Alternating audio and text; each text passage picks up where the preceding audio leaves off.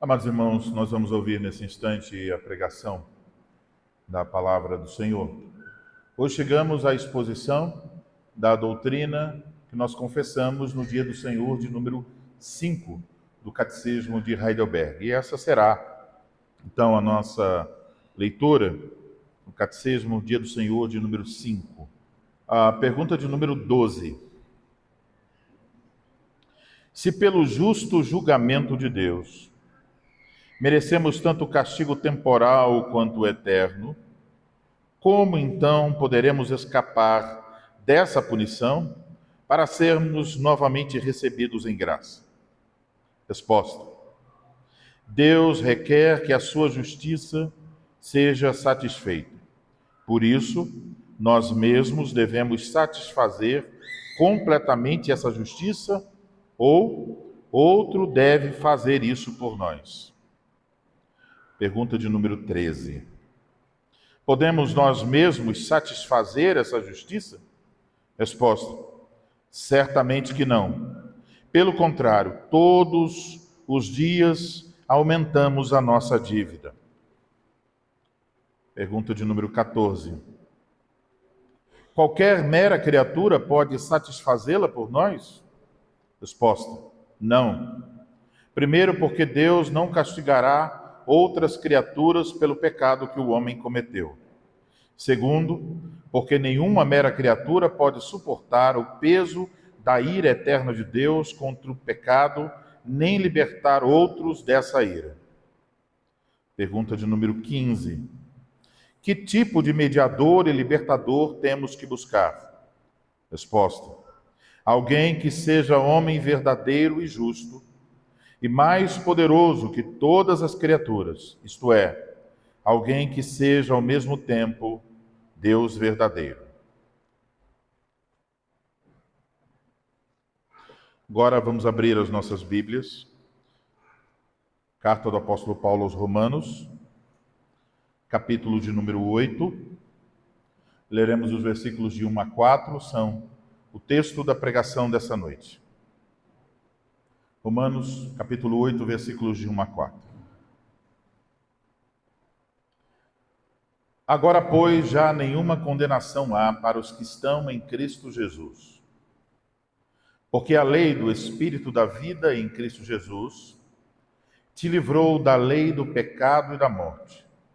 Porquanto, o que fora impossível à lei, o que estava enferma pela carne, isso fez Deus enviando o seu próprio Filho em semelhança de carne pecaminosa e no tocante ao pecado.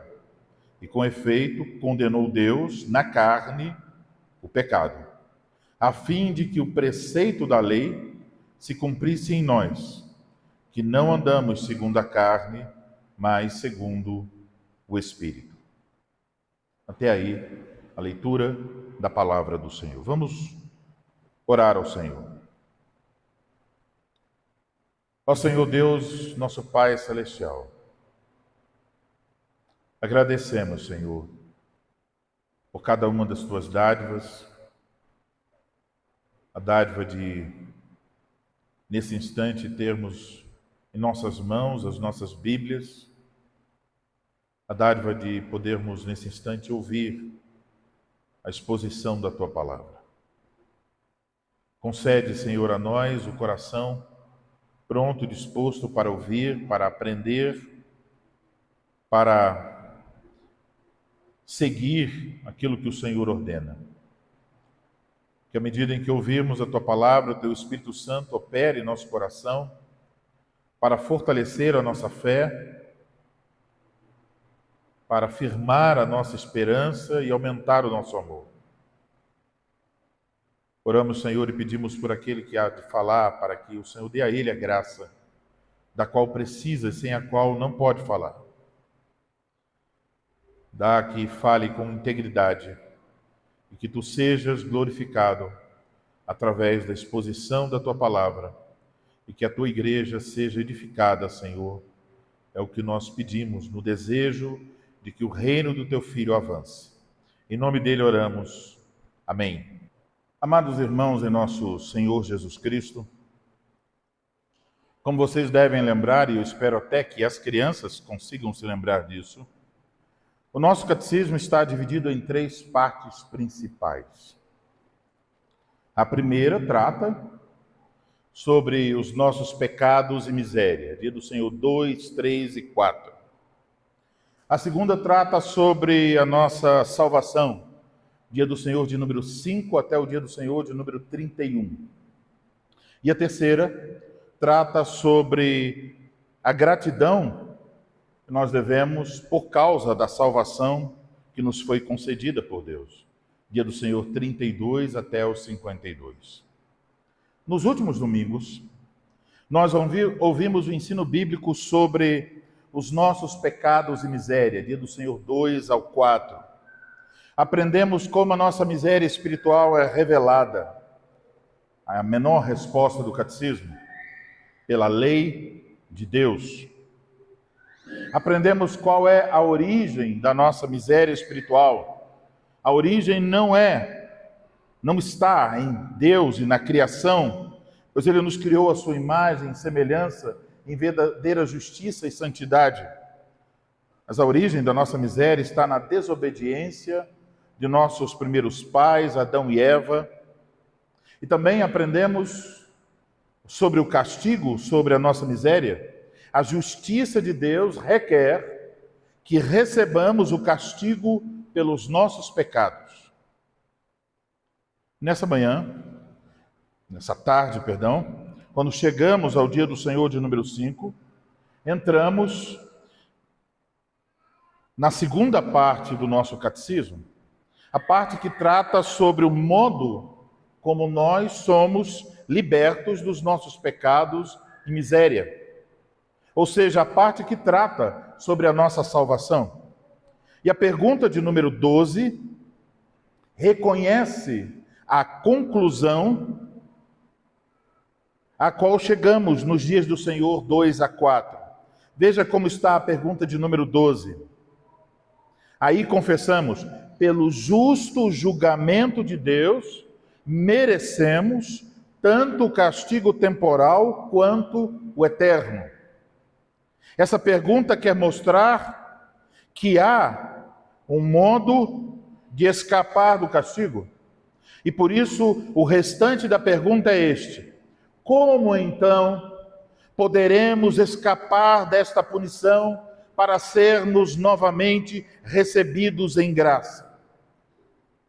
As perguntas e respostas 13, 14 e 15 caminham na direção de mostrar que, para não sofrermos o justo castigo de Deus, nós precisamos de ajuda. Nós precisamos de um libertador. Então, por um lado, há o reconhecimento de que merecemos o justo castigo, merecemos o julgamento de Deus. E, por outro lado, um caminho de libertação nos é apontado. Nosso texto, nessa noite, também coloca diante de nós esses 2 temas. Texto que acabamos de ler em Romanos 8, versículos de 1 a 4. Encontramos aí esses 2 temas. E por isso, então, meus irmãos, eu vos anuncio a palavra de Deus nessa noite sob o seguinte título: a condenação que merecíamos e a salvação graciosa que recebemos. Vamos então voltar a atenção ao nosso texto. No versículo 1 encontramos a palavra condenação. Agora, pois, já nenhuma condenação. Essa palavra está trazendo à tona uma imagem. E é importante guardar isso. A imagem é a imagem de um tribunal, de um julgamento. Uma sentença é pronunciada.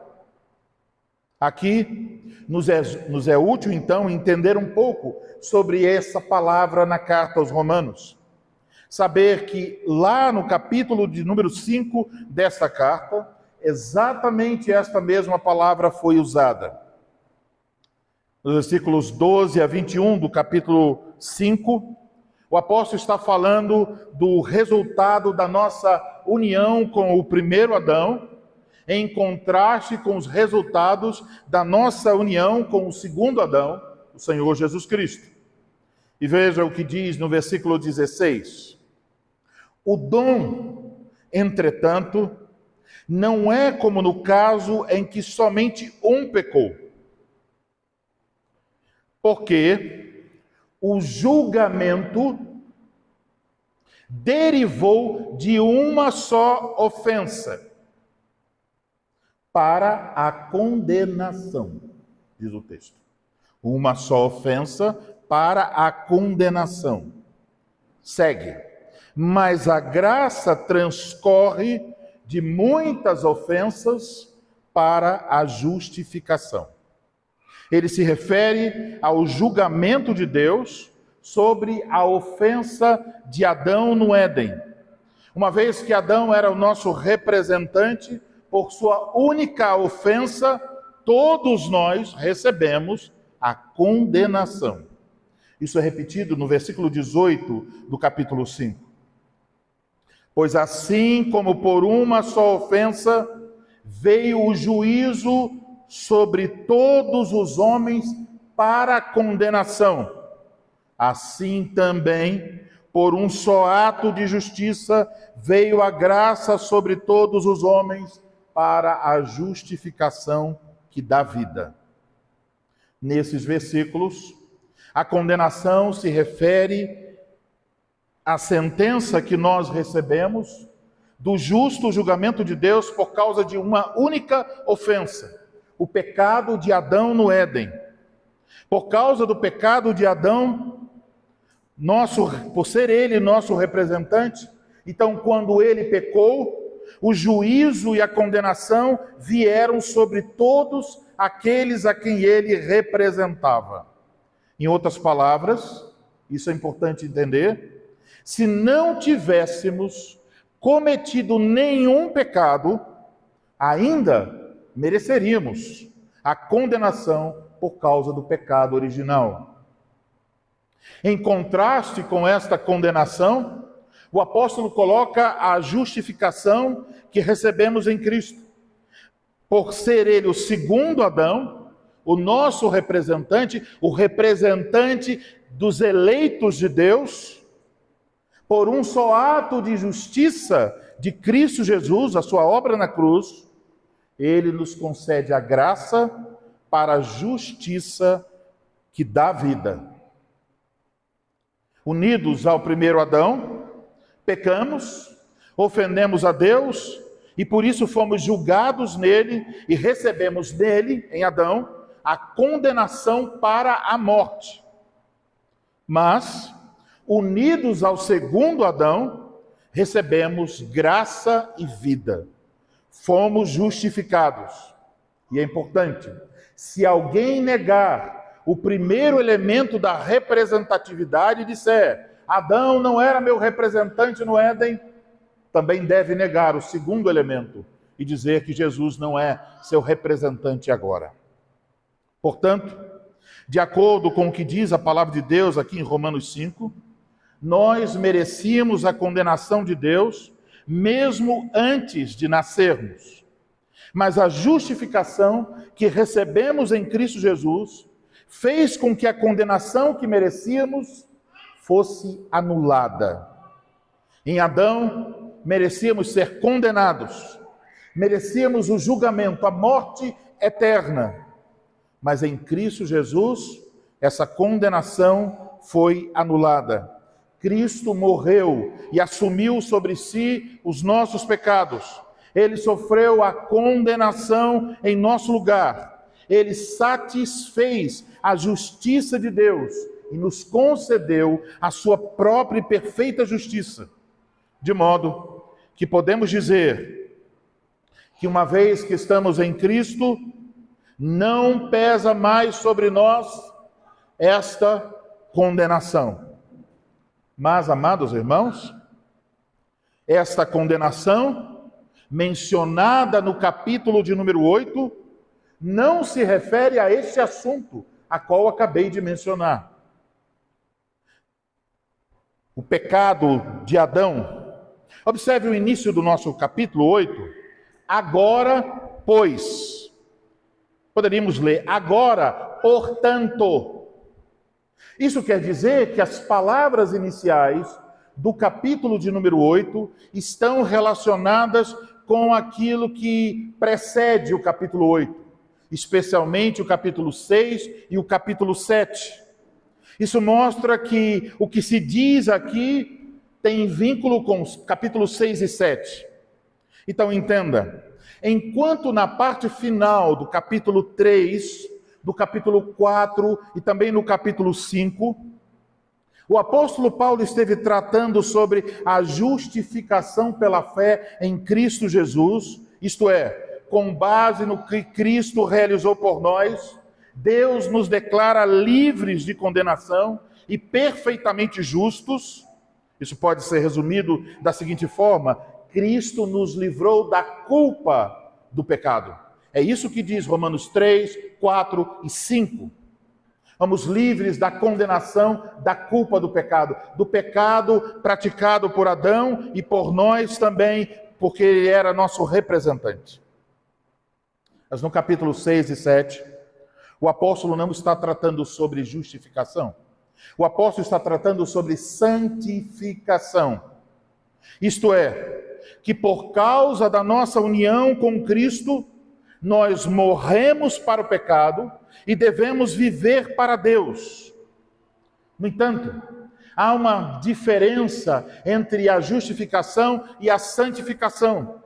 A justificação é um ato declarativo. Deus declara, você é justo. A santificação envolve um processo. Há nesse processo uma luta contínua, interna, contra o pecado. Sobre isso falou o apóstolo no capítulo de número 7.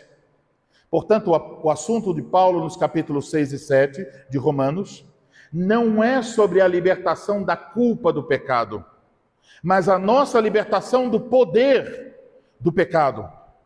Ao dizer, agora, pois, já nenhuma condenação há para os que estão em Cristo Jesus, o apóstolo não está se referindo apenas à libertação da condenação que merecíamos pela culpa do pecado, mas também está se referindo à libertação que merecíamos por causa do poder escravizante que o pecado exerceu em nossa vida. Merecíamos, então, a condenação, não só por causa da ofensa única de Adão, mas também merecíamos a condenação porque nós éramos escravos do pecado. Merecíamos a condenação porque nós mesmos pecamos em rebeldia contra o Senhor nosso Deus. Por causa da nossa união com Cristo, diz o apóstolo, então somos livres não só da condenação do pecado, da culpa do pecado, Adão, pecado original, mas também somos livres da condenação que nós merecíamos por termos pecado contra Deus e por vivermos como escravos do pecado. Nos versículos anteriores, no capítulo 7, o apóstolo falou de um conflito, de uma luta interna que temos que travar em nosso íntimo, uma luta que por vezes nos deixa entristecidos, machucados, desanimados, uma luta que por vezes nos faz perguntar, será que eu realmente estou livre do poder do pecado? Será que eu sou realmente uma pessoa salva? Nós podemos olhar para os nossos pensamentos, olhar para o modo que às vezes nós tratamos nossos irmãos ou alguém da família, olhar para o modo como nós cobiçamos certas coisas, para as palavras insensatas e às vezes caluniosas que nós pronunciamos, olhar para a nossa disposição, às vezes fraca, para ler a Bíblia, para orar. Então nos perguntamos, eu estou realmente livre do poder do pecado? Nós sabemos que por causa de cada um desses pecados que nós ainda cometemos, nós merecíamos a condenação de Deus. Em seu justo julgamento, Deus poderia nos dar a condenação por estes pecados. Mas aqui está, meus amados irmãos, o Evangelho. Aqui está a boa notícia a respeito dos pecados com os quais ainda, agora, lutamos. Agora, pois, já nenhuma condenação há para os que estão em Cristo Jesus. Cristo já sofreu o juízo, a sentença condenatória foi aplicada nele. Também no que diz respeito aos pecados contra os quais nos lutamos agora. O perdão, então, meus amados irmãos, isso é importante entender. O perdão de Cristo nos alcança não somente na justificação de uma vez por todas, mas o perdão de Cristo também nos alcança na santificação, todos os dias. Falhamos, mas lá está a mensagem do Evangelho: não há condenação para os que estão em Cristo Jesus. É por isso que nós não devemos seguir por caminho de legalismo, imaginar que obedecer à lei de Deus é a que garante a nossa salvação.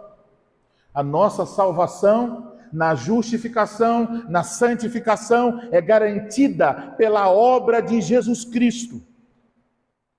Cristo nos garante a vitória não só sobre a culpa do pecado, mas também sobre o poder do pecado. Então podemos ter a certeza: nenhuma condenação há para os que estão em Cristo Jesus. Agora observe o versículo de número 2. Ele começa com um porquê. Porque a lei, por que não há condenação? Porque a lei do Espírito da vida em Cristo Jesus te livrou da lei do pecado e da morte. Então o versículo 2 quer explicar a razão porque não há condenação. Isso ainda tem relação com Jesus Cristo. Veja, em Cristo Jesus, mais uma vez. E há no versículo 2, então, um contraste. Observe bem, em sua Bíblia, acompanhe. O contraste é feito da seguinte maneira. Primeiro, de um lado há a lei do Espírito da vida. E por outro lado, em contraste, há a lei do pecado e da morte. Lei aqui não se refere aos 10 mandamentos. Lei, no versículo de número 2, se refere, tem a ideia de um poder dominador, um poder atuante, uma autoridade legislativa sobre a nossa vida. Então temos duas apresentadas aqui. Temos a lei do pecado e da morte. Isso se refere ao domínio, ao poder do pecado. Falando em termos da santificação, no capítulo 7, o apóstolo disse que no homem interior ele tinha prazer na lei de Deus, 10 mandamentos. Mas em seus membros ele encontrava outra lei, a lei do pecado, o poder do pecado, o domínio do pecado. Paulo fala desse conflito que experimentamos na santificação. Sabemos o que Deus requer de nós, mas por vezes fazemos o que Deus nos proíbe e deixamos de fazer o que Deus nos ordena. Há um conflito entre a lei do pecado, o domínio do pecado em nós. Acontece então esse conflito. Mas o apóstolo menciona outro domínio. Ele se refere à lei, domínio do Espírito da vida. O Espírito da vida é o Espírito Santo. Por isso confessamos, o Espírito vivificante.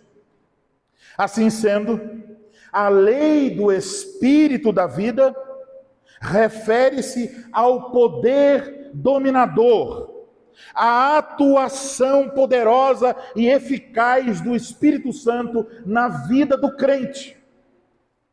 Enquanto a lei do pecado nos traz a morte, o poder e a atuação do Espírito Santo em nós nos traz a vida.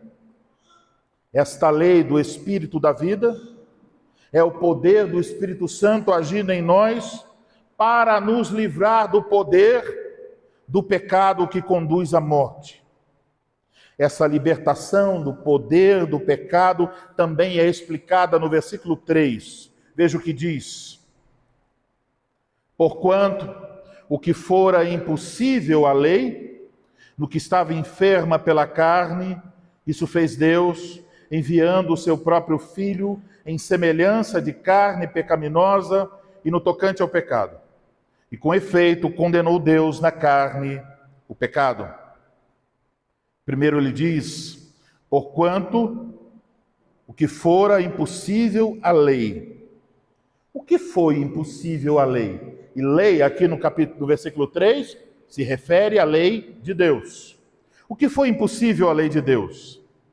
A resposta está no final do versículo 3. Foi impossível à lei de Deus condenar na carne o pecado. Aqui então devemos nos lembrar o contexto. Já vimos que a condenação mencionada no versículo 1, ainda que abranja também a culpa do pecado, no contexto mais imediato se refere à condenação por causa do poder do pecado, o domínio do pecado. Assim, quando no versículo 3 encontramos o verbo condenar, sabemos que ele tem relação com condenar o poder do pecado. Isso quer dizer que através da obra de Cristo, Deus condenou o poder, o domínio do pecado. Na cruz, um juízo foi aplicado contra o poder do pecado. E por meio dessa condenação, Deus eliminou o domínio do pecado sobre o seu povo. O apóstolo diz que isso fora impossível à lei. A lei não conseguiu realizar tal coisa. A lei não podia oferecer a vida e condenar o pecado. A lei podia apenas declarar o homem culpado, mas ela não poderia destruir o poder de domínio do pecado sobre a vida do homem. Pelo contrário, o apóstolo nos diz em versículos anteriores que a lei, por causa do pecado na nossa natureza, acaba por oferecer ocasião para o pecado. Ao dizer, por exemplo, não cobiçarás, isso desperta em nós a cobiça. A lei revela o pecado, mas a lei não é capaz de condenar e destruir o poder e o domínio do pecado na vida humana. A razão porque isso era impossível, a lei é descrita no que estava enferma pela carne. Carne aqui se refere à natureza pecaminosa. O que o apóstolo diz aqui é que por causa dos nossos pecados, por causa da nossa natureza corrompida, por causa do nosso coração depravado e corrompido, a lei não podia nos ajudar. Ela não podia providenciar salvação. A salvação teve que ser providenciada de outro modo. Qual? Deus não fez isso pela lei. Isso fez Deus, enviando o seu próprio Filho em semelhança de carne pecaminosa e no tocante ao pecado. E com efeito condenou Deus na carne o pecado. Vamos observar algumas coisas sobre essa parte do nosso texto. Algumas coisas que nos saltam aos olhos. Primeiro, esta obra de salvação é uma iniciativa de Deus. Deus enviando seu próprio Filho. Se Ele mesmo não providenciasse, nós nunca seríamos salvos. Deus precisou agir. A segunda coisa que aprendemos, para a realização dessa salvação, foi necessário que Deus enviasse seu próprio Filho. Assim somos lembrados que o nosso Salvador é Deus verdadeiro, Ele é o Filho de Deus. Terceira coisa que aprendemos: para a realização da nossa salvação, era necessário que o Filho de Deus, que é Deus verdadeiro, assumisse a semelhança de carne pecaminosa. Essa expressão revela tanto que Jesus assumiu verdadeiramente a natureza humana, mas que ao mesmo tempo a sua natureza humana não era pecaminosa. Então, apesar de assumir a natureza humana, ele permaneceu justo. Ele era um homem verdadeiro e justo, à semelhança, mas não realmente carne pecaminosa. A quarta coisa que aprendemos: o propósito do Filho ter sido enviado pelo Pai é descrito quando se diz: no tocante ao pecado. Ele veio para lidar com o problema do pecado. Não havia nenhuma outra criatura que poderia resolver essa questão. A justiça de Deus requeria a condenação do pecador. Como foram os homens que pecaram, só um homem poderia assumir o pecado dos homens.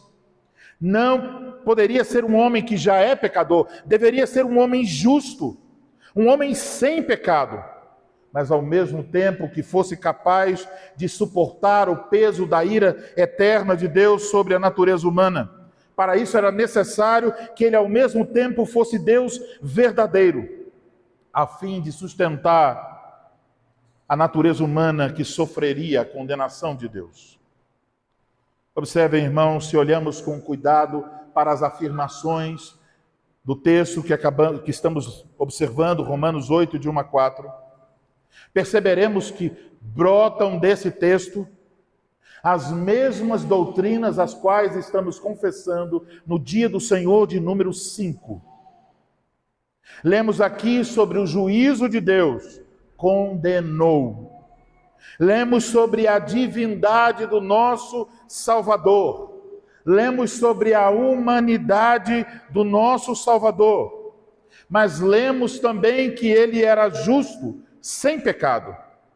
Lemos que esse Salvador completo e perfeito, enviado pelo Pai, é o Senhor Jesus Cristo.